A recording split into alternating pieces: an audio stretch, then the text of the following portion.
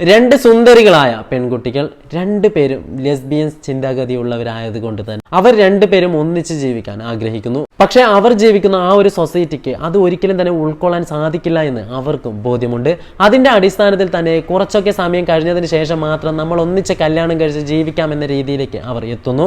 അതിന്റെ അടിസ്ഥാനത്തിൽ തന്നെ അവർ രണ്ടുപേരും ഒരു ജോലിയിലേക്ക് പ്രവേശിക്കുകയും ആ സ്ഥാപനത്തിന് തൊട്ടടുത്ത് തന്നെ ഒരു റൂം വാടകയ്ക്കെടുത്ത് രണ്ടുപേരും ഒന്നിച്ച് താമസിക്കുകയും ചെയ്യുന്നു. അതുകൊണ്ട് തന്നെ അവർ രണ്ടുപേരും ലെസ്ബിയൻസ് കപ്പിൾസ് ആണെന്നുള്ള കാര്യം ആർക്കും തന്നെ അറിയില്ലായിരുന്നു. രണ്ടുപേർ ഒന്നിച്ച് ജോലി ചെയ്യുന്നത് കണ്ട് തന്നെ അവർ രണ്ടുപേരും ഒന്നിച്ച് ഒരു റൂം എടുത്ത് താമസിക്കുന്നു എന്ന രീതിയിലായിരുന്നു കാര്യങ്ങളൊക്കെ തന്നെ മുമ്പോട്ട് പോയിരുന്നത്. അങ്ങനെ വളരെ സന്തോഷത്തോടെ അവർ ജോലിക്ക് പോവുകയും തിരിച്ച് വീട്ടിലെത്തുകയും ഒന്നിച്ച് ജീവിക്കുകയും ഒക്കെ തന്നെ ചെയ്തിരുന്നു. അങ്ങനെയിരിക്കെ ഒരു ദിവസം രണ്ടുപേരും ജോലിയൊക്കെ കഴിഞ്ഞ് വരികയും വീട്ടിലെത്തുകയും ഭക്ഷണം പാകം ചെയ്ത് കഴിക്കുകയും ചെയ്തതിനു ശേഷം അവർ ഉറക്കത്തിലേക്ക് വഴുതി വീഴുകയും ചെയ്യുന്നു. അതിനുശേഷം കതകിലേക്ക് ആഞ്ഞു തട്ടുന്ന ശബ്ദം കേട്ടാണ് അവർ ഉറക്കിൽ നിന്ന് ഞെട്ടി ഉണരുന്നത്. സമയം നോക്കുമ്പോൾ 2 മണി ആയിരിക്കുന്നു.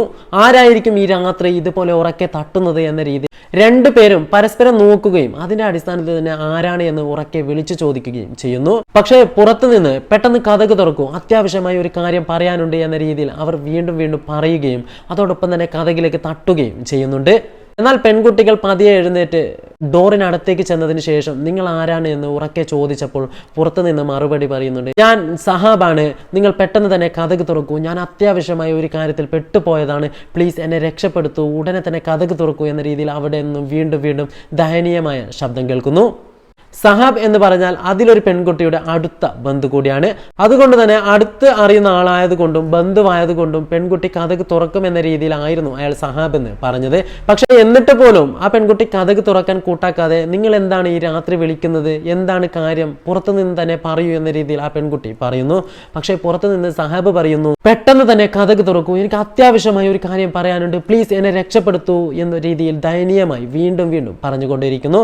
അവസാനം എന്ത് തന്നെയായാലും കതക് തുറന്ന് നോക്കാമെന്ന രീതിയിൽ രണ്ടുപേരും കതക് തുറക്കുകയും ചെയ്യുന്നു. ആ സമയത്താണ് ആ പെൺകുട്ടി ആ കാര്യം ശ്രദ്ധിക്കുന്നത്. സഹാബ് മാത്രമല്ല അവിടെ ഉണ്ടായിരുന്നത്, അവനോടൊപ്പം 2 ആളും കൂടി ഉണ്ടായിരുന്നു. അങ്ങനെ മൊത്തം 3 യുവാക്കളാണ് പുറത്ത് നിൽക്കുന്നത്.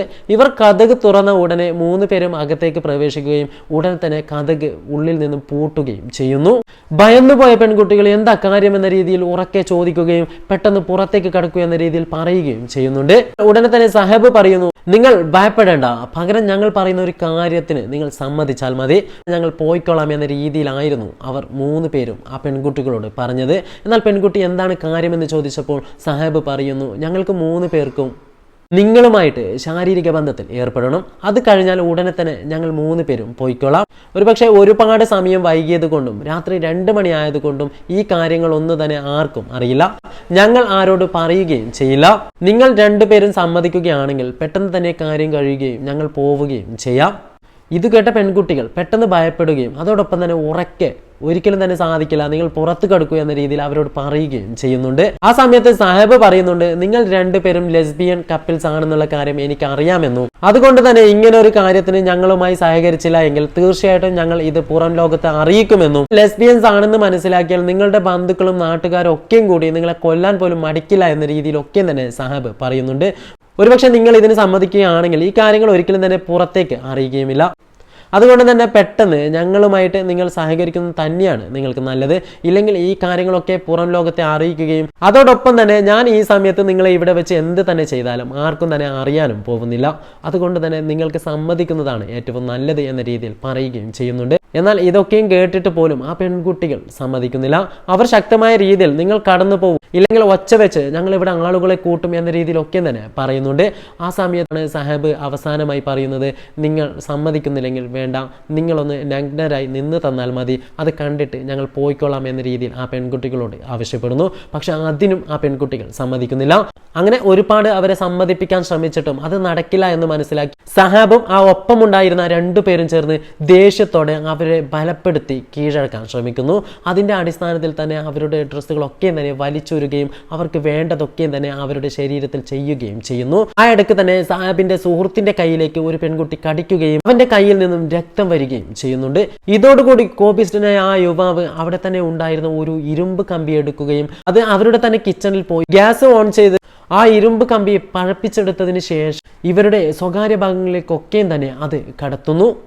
അതിൻ്റെ ആഘാതത്തിൽ ഉറക്കെ നിലവിളിച്ചു പോയ ആ പെൺകുട്ടികളുടെ ശബ്ദം തൊട്ടടുത്ത് തന്നെ വീട്ടിലുണ്ടായിരുന്ന ഒരാൾക്ക് കേൾക്കുകയും അദ്ദേഹം ഉറക്കത്തിൽ നിന്നും എഴുന്നേൽക്കുകയും ചെയ്യുന്നു. പക്ഷേ എന്താണ് ശബ്ദം എന്ന രീതിയിൽ അദ്ദേഹം വീണ്ടും വീണ്ടും കാത് കൂർപ്പിച്ച് കിടന്നപ്പോൾ വീണ്ടും വീണ്ടും ഈ ശബ്ദം ഒച്ചത്തിലാവുന്നത് അദ്ദേഹത്തിന് കേൾക്കാൻ സാധിക്കുകയും അതിൻ്റെ അടിസ്ഥാനത്തിൽ തന്നെ അദ്ദേഹം എഴുന്നേറ്റ് പുറത്തേക്ക് വരികയും ചെയ്യുന്നുണ്ട്. ആ സാഹചര്യത്തിൽ ചുറ്റുവട്ടത്തുമുള്ള ഒരുപാട് വീടുകൾക്ക് ഇതേ അലർച്ച കേൾക്കുകയും അവിടെ നിന്നൊക്കെ തന്നെ ആളുകൾ എഴുന്നേറ്റ് വരികയും അതിൻ്റെ അടിസ്ഥാനത്തിൽ തന്നെ എല്ലാവരും ഒന്നിച്ചു ചേർന്ന് ഇവരുടെ വീട്ടിലേക്ക് പോവുകയും ചെയ്യുന്നു. അയൽവാസികളുടെ ബഹളവും ഒച്ചപ്പാടും കേട്ട ഇവർക്ക് മുമ്പേ തന്നെ കാര്യം മനസ്സിലായി. അയൽവാസികളെല്ലാം തന്നെ ഉണർന്നിരിക്കുന്നു. ഉടനെ തന്നെ ഇവർ 3 പേരും 2 പെൺകുട്ടികളെയും അവിടെ തന്നെ ഉപേക്ഷിച്ച് ഓടി രക്ഷപ്പെടുകയും ചെയ്യുന്നു. അയൽവാസിയായ ഒരു യുവാവ് ഇവരുടെ റൂമിലേക്ക് ഓടിച്ചെന്ന് കയറിയപ്പോൾ അവിടെ കണ്ട ഭീകര കാഴ്ച അദ്ദേഹത്തെ തന്നെ ഞെട്ടിച്ചു. 2 പെൺകുട്ടികളും നഗ്നരായി രക്തത്തിൽ കുളിച്ച് കിടക്കുന്നു. ശരീരമാസകലം മുറിവുകളുണ്ട്. പെട്ടെന്ന് തന്നെ അവരെല്ലാവരും ഒത്തുചേർന്ന് പോലീസിനെ വിളിക്കുകയും ഉടനെ തന്നെ പോലീസ് സ്ഥലത്തെത്തുകയും ചെയ്തു. പോലീസ് അവരെയൊക്കെ പരിശോധിച്ചതിന് ശേഷം പെട്ടെന്ന് തന്നെ ആ 2 പെൺകുട്ടികളെയും ഹോസ്പിറ്റലിലേക്ക് എത്തിച്ചു. ഹോസ്പിറ്റലിലെത്തി അവരുടെ ശരീരം പരിശോധിച്ച ഡോക്ടർ പറഞ്ഞത് ആന്തരിക അവയവങ്ങളെല്ലാം മുറിപ്പെട്ടിരിക്കുന്നു. എല്ലായിടത്തും ചുട്ട് പഴുപ്പിച്ച കമ്പി കയറ്റിയതിന്റെ ഭാഗം കാണാൻ സാധിക്കുന്നു. വൻകുടലടക്കം എല്ലാം തന്നെ മുറിവേറ്റിരിക്കുന്നു. അതിന്റെ അടിസ്ഥാനത്തിൽ തന്നെ ആ 2 പെൺകുട്ടികളെയും അതിതീവ്ര വിഭാഗത്തിലേക്ക് മാറ്റുകയും ചികിത്സ ലഭ്യമാക്കുകയും ചെയ്യുന്നു. 1-2 ദിവസത്തിനകം തന്നെ പെൺകുട്ടികൾ അപകടനില തരണം ചെയ്യുകയും അതിന്റെ അടിസ്ഥാനത്തിൽ തന്നെ പെൺകുട്ടികളോട് പോലീസ് എന്താണ് സംഭവിച്ചത് എന്നതിനെ കുറിച്ച് വ്യക്തമായ രീതിയിൽ ചോദിക്കുകയും അതിന്റെ അടിസ്ഥാനത്തിൽ തന്നെ പെൺകുട്ടികൾ അന്ന് അവിടെ വെച്ച് നടന്ന കാര്യങ്ങളൊക്കെ തന്നെ പോലീസിനോട് പറയുകയും ചെയ്യുന്നു. കഥകിലേക്ക് തട്ടി ഞങ്ങളെ കൊണ്ട് കഥക് തുറപ്പിച്ചത് ഞങ്ങളുടെ ബന്ധു കൂടിയായ സാഹേബാണെന്നും കൂടുതൽ ഞങ്ങളെ ഉപദ്രവിച്ചതും അദ്ദേഹം തന്നെയാണെന്നും ആ പെൺകുട്ടികൾ പറയുന്നു. മണിക്കൂറുകൾക്കകം തന്നെ പ്രതികളെ 3 പേരെയും പോലീസ് അറസ്റ്റ് ചെയ്യുകയും അവരെ ജയിലിലേക്ക് എത്തിക്കുകയും അവിടെ വെച്ച് ചോദ്യം ചെയ്യലും ആരംഭിക്കുന്നു.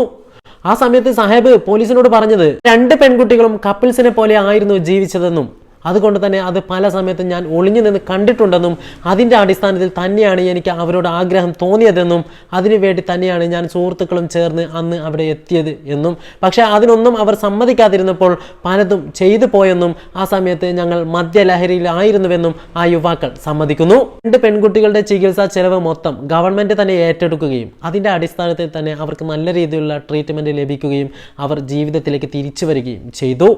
അതേപോലെ തന്നെ ഈ 3 യുവാക്കളും ഇപ്പോഴും ജയിലിൽ തന്നെയാണ് ഉള്ളത്. ഇവരുടെ കേസും മറ്റു കാര്യങ്ങളും ഒക്കെയുമായി മുമ്പോട്ട് തന്നെ പോകുന്നുണ്ട്. ഒരുപാട് ക്രൂരത ഈ 2 പെൺകുട്ടികളും അവിടെ വെച്ച് അനുഭവിച്ചത് കൊണ്ട് തന്നെ അവരുടെ ജീവിതത്തിൽ ഉടനീളം അവർക്ക് മറക്കാൻ പറ്റാത്ത ഒരു സാഹചര്യം അവിടെ നിന്ന് ഉണ്ടായത് കൊണ്ട് തന്നെ പ്രതികൾക്കെതിരെയും ശക്തമായ രീതിയിൽ തന്നെ ജനപ്രക്ഷോഭങ്ങളും ഉണ്ടായിട്ടുണ്ട്. അതുകൊണ്ട് തന്നെ അവർക്ക് തൂക്കുശിക്ഷ തന്നെ ലഭിക്കണം എന്ന രീതിയിൽ പലതരത്തിലുള്ള ചർച്ചകളും നടന്നിരുന്നു. പക്ഷേ ഇന്നും കേസുമായി മുമ്പോട്ട് പോവുകയാണ് ഗവൺമെന്റ് ചെയ്യുന്നത്. എന്തു തന്നെയായാലും അവർക്ക് നല്ല രീതിയിലുള്ള ഒരു ശിക്ഷ തന്നെ ലഭിക്കുമെന്ന പ്രതീക്ഷയിലാണ് 2 പെൺകുട്ടികളും ഇന്നും ജീവിക്കുന്നത്. തീർച്ചയായിട്ടും നല്ലൊരു ശിക്ഷ തന്നെ അവർക്ക് ലഭിക്കട്ടെ എന്ന് നമുക്കും ആഗ്രഹിക്കാം.